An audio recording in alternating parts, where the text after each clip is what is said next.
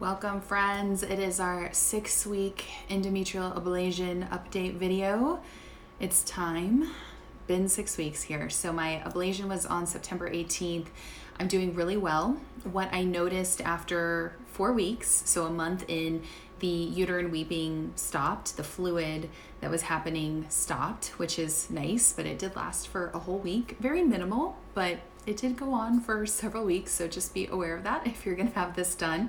And get the period underwear. That was a huge win. Thank you to my sweet friend who shared that with me.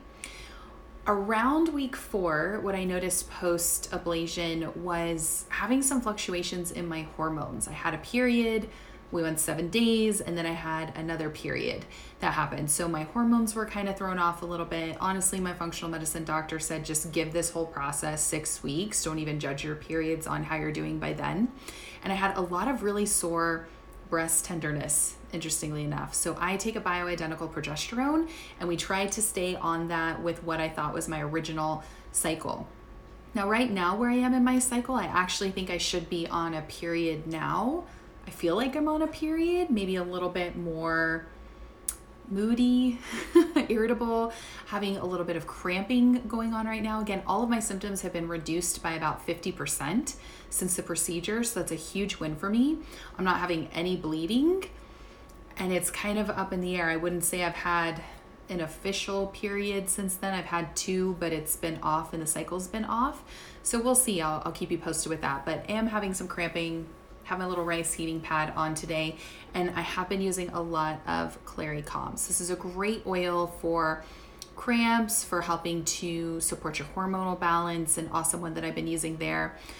But it's really up in the air. So women typically, I'm in my 30s, that have this procedure, they may still bleed. That endometrial lining can grow back and come back. Women in their 40s that have this procedure may stop their period altogether. They may not have another period that comes in with this. So it just kind of depends on where you are in your journey. But I feel like at this point, my hormones are still kind of rebalancing, the body's still adjusting.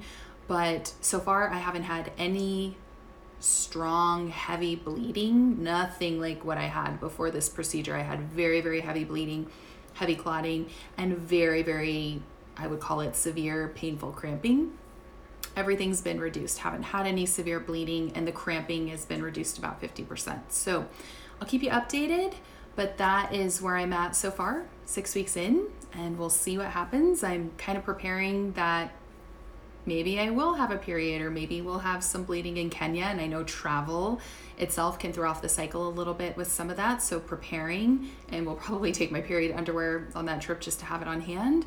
But so far, 6 weeks in, I'm really, really grateful that I did it. I'm seeing some big benefits and some changes. I'm not losing all that blood, keeping my energy levels up pretty well. That loss of iron that you can have with heavy bleeding, I don't feel like that's happening. So far, so good. It's been a really great thing. So there's our update. Hope that's helpful. Bye.